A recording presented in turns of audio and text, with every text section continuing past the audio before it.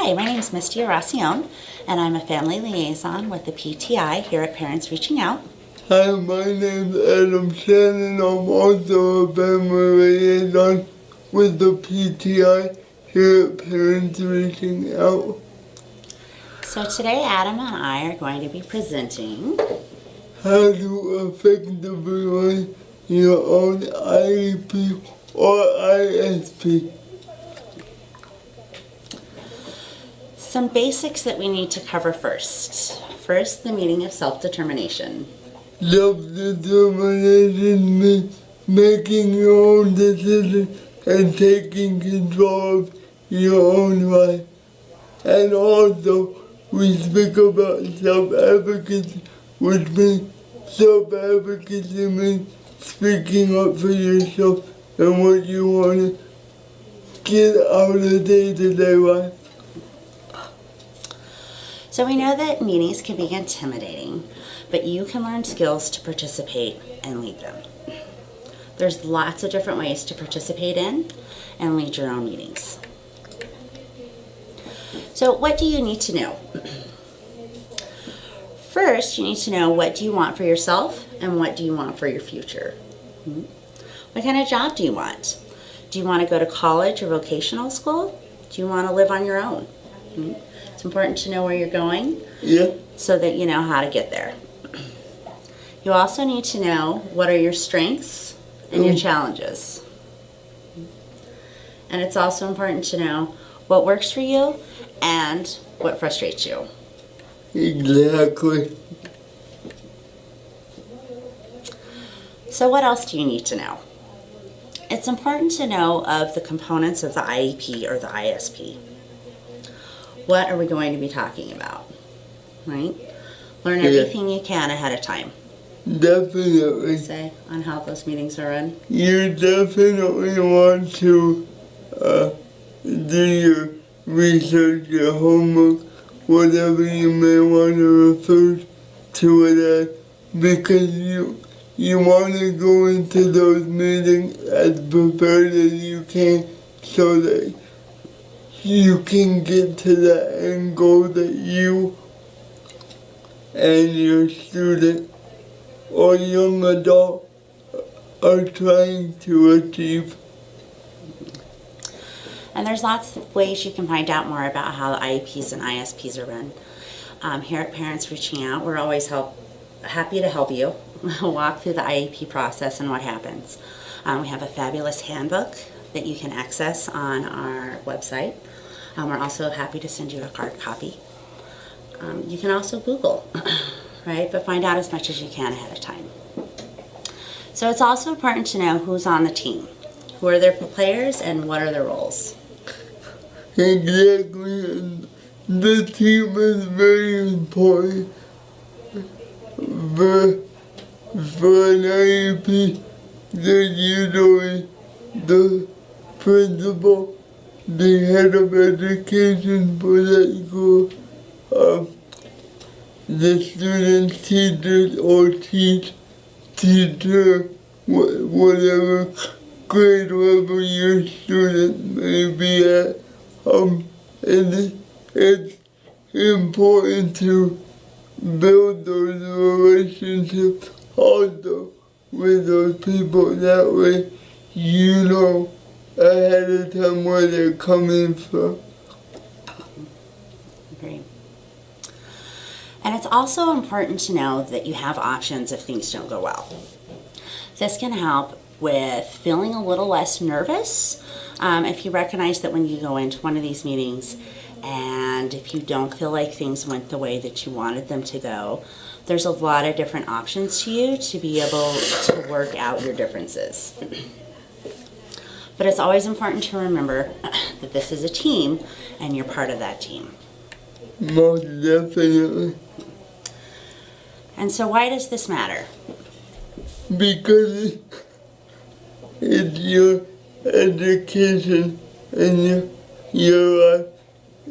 If you don't speak up for yourself, you could be following somebody else's dream that they may have for you.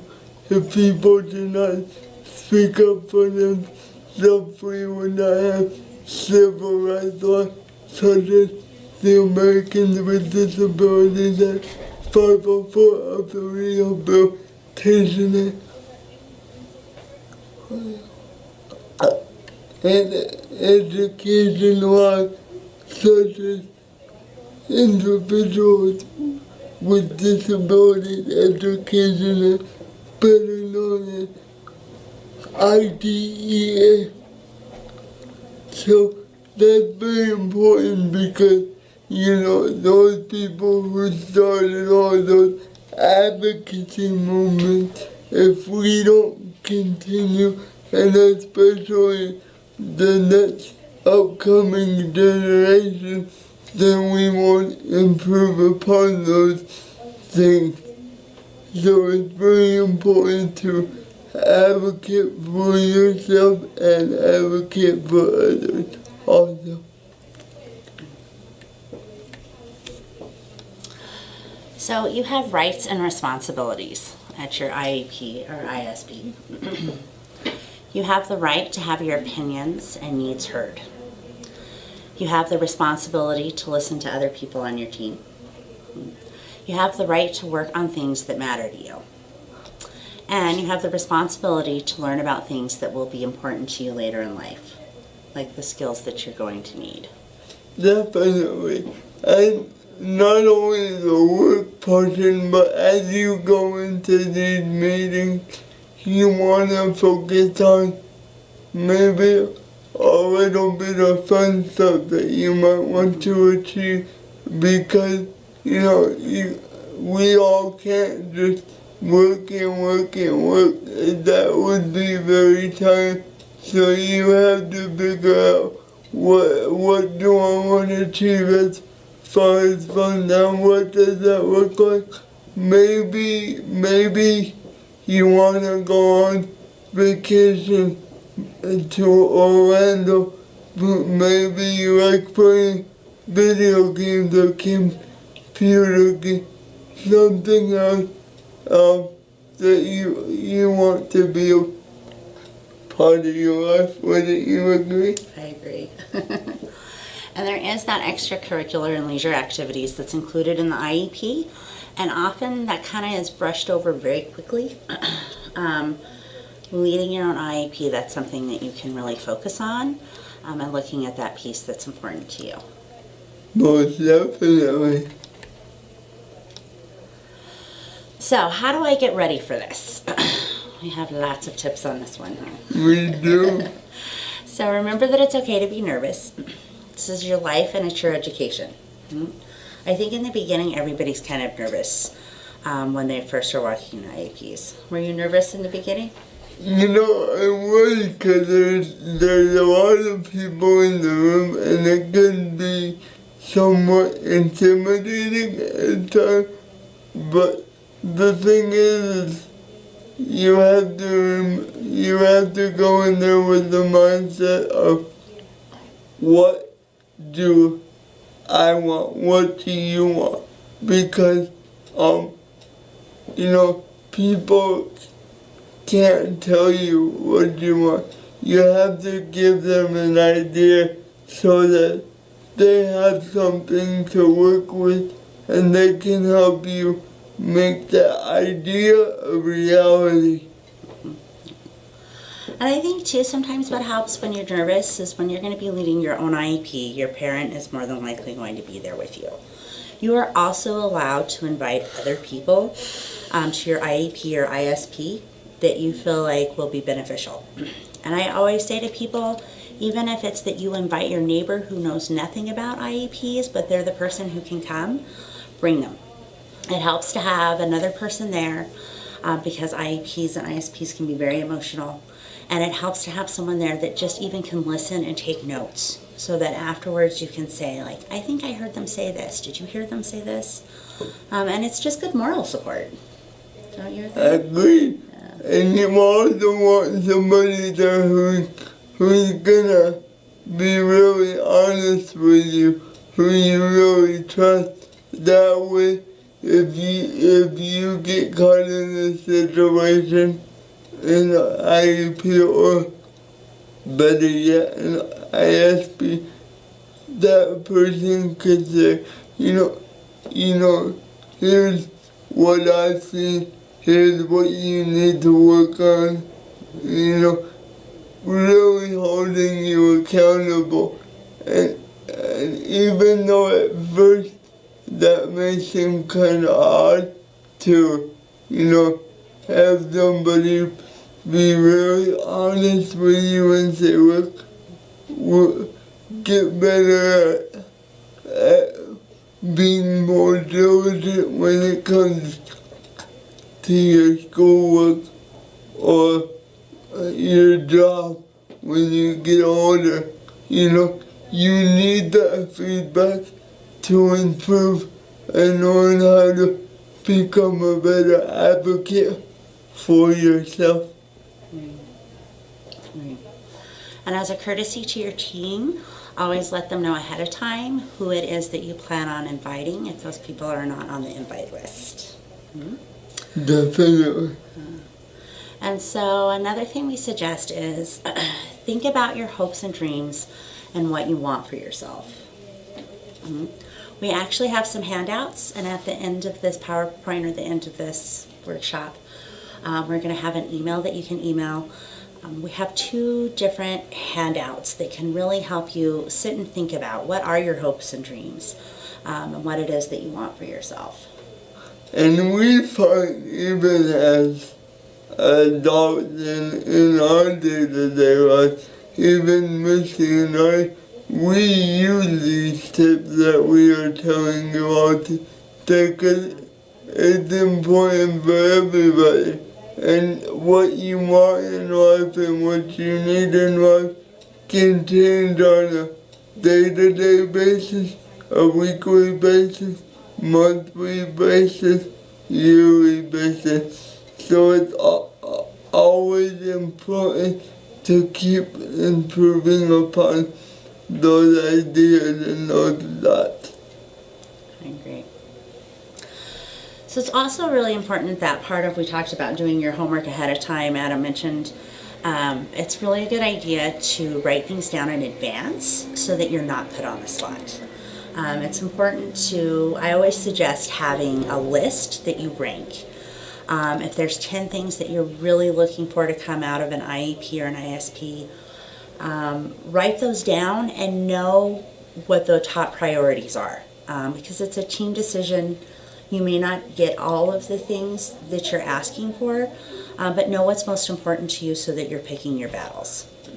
And today everybody has technology, everybody has phones, so a lot of phones like my phone has a recorder, so what you can also do is record, so if you can't record it at the moment, you can also play it in your ears to help it give you that feedback and stay on point. Yeah, I agree. So knowing that ahead of time is important. We talked about bringing somebody with you, knowing ahead of time the things that are important to you. Another important piece, I think, is to always remember that there's no actually signing an IEP. There's nothing in IDA law that says that you sign an IEP. The first IEP that ever happens, you're going to be signing for consent for services. But after that, what IDA law talks about is participation. And so often schools in the beginning pass around a sheet that looks like an attendance sheet. What we feel that is that it's the attendance and the participation sheet, and by signing that, you've said that you've participated fully in your IEP. We like to recommend that you do not sign that participation sheet until the very end when you really feel like you've participated. Another option that you have is that you can ask, and again, let the team know ahead of time if this is something you're going to do. You can ask them to take a draft of the IEP and wait to sign the participation sheet. We know that there's a lot that's said and there's a lot that goes on at an IEP or ISP, and it can be really overwhelming and emotional sometimes. And so giving yourself that permission to say to them ahead of time, this is emotional, there's a lot that's talked about. I'd really like to be able to take a minute wait to sign the participation sheet, and I'd like to take this home and look it over for a couple of days first. Best practice says that you have 10 days to do that, and so it just kind of depends on the school as to how many days they're willing to give that time. But it gives you that piece of having a minute to go home and look it over. A lot of times what parents do, or students, is then they can send those IEPs to us if they want to have a second set of eyes, or they have questions. And it also gives you the opportunity to email questions or call and ask questions of the staff at the school. Exactly, and it also goes back to that piece of being prepared. That's just another tip and advice on how you can be better prepared, because if you know what's on the IEP, then you can better speak to, yes, this goal will suit me or my child. No, this goal won't. Let's change it. And so what Adam's talking about there is sometimes the school does a draft ahead of time. And so like he's saying, you can request that draft ahead of time to even be able to look it over. And sometimes they do, sometimes they don't. Usually they do. You can look that draft over ahead of time. And then you can still ask to wait and take the draft home that you've worked on at the IEP meeting and look it over. Just know those services won't start until the participation sheet is signed. So it helps you feel a little more comfortable. Some other things are, there's different methods that you can participate. We know for some people it can be a little nerve-wracking to come into the room. So we've seen a lot of creative ideas on how people have participated. And there's going to be a link at the end of this, the PowerPoint, and we have a really great example of a little guy who just takes note cards and writes down his thoughts, and his mom videotapes him, right? That's an awesome video. It is an awesome video. He doesn't speak, but it really speaks 1,000 words, because you really understand by the end of that video what the point he's trying to make is. Mm-hmm. And it's an awesome way to do that, and so the mom can take the video and show it at the IEP. Another thing that I really like to suggest, we know at 14 they're asking kiddos, right? They're asking you to run your own IEP or to be there at your own IEP, which can be a little nerve-wracking. And so we had one parent suggest to us, and I just thought this was one of the most brilliant things. She started having her kiddos come into the IEPs when he was a little guy, like in first grade. And part of how that happened is that mom had said, I have a meeting at the school today, and he was really concerned. Am I in trouble? What happened? And she realized she didn't want him to think that she was having a meeting at the school because he was in trouble. She wanted him to realize that there was this team and that they were working together for him. And so first grade, and she brings her little guy, and she has everybody go around the room and introduce themselves. He introduces himself. And then she had every person in that room say one really great thing about her child. And then kiddo left and exited, right? And he's been doing that his whole life. So then when he hits 14, he's feeling pretty comfortable going into an IEP because he's already had some familiarity with it, and he knows that there's a team that's working for him. In that way, you already have the basic one-on-one advocacy skills that you need to get through the rest of life.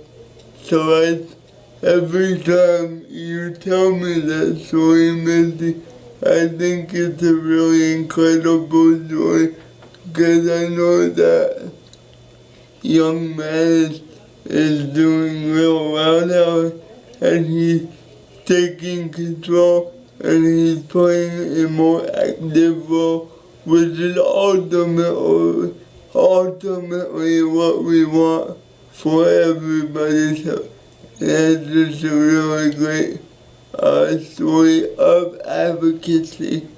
Oh. I think that's a great idea. Great one for parents to know about. So, but last but not least, because Adam here has run his own IEPs and ISP meetings, I would like to ask you some questions. Okay. So, what is it like in the meetings are the questions I'm going to be asking about. One, how does it feel to have everyone talking about you? At first it could be a little bit intimidating. I'm gonna be quite honest, it can, because like I said before, there's usually a lot of people in the room, and you know, at first you're thinking, okay, well, are people gonna not like what I say or not like what I do? But at the end of the day, you have to realize that they're there for you and they're there to help you and improve your life. So that's what I had to come to the realization about, is they're there to help me and be the extending voice for me. And how do you make sure you get a chance to talk at these meetings? You have to find where you're comfortable. In the beginning of when you first start going to these meetings, like you said about the young man, it's good to find that place. And then as you progress and you've been doing this a long time, you really want to either talk to the head education teacher or talk to, when it comes to ISP, talk to your case manager, call run it together, and then you want to get to the point where it's all run through you, because at the end of the day, it's about the individual person and nobody else. And so, what has worked for you when it comes to running your own IEP and ISPs?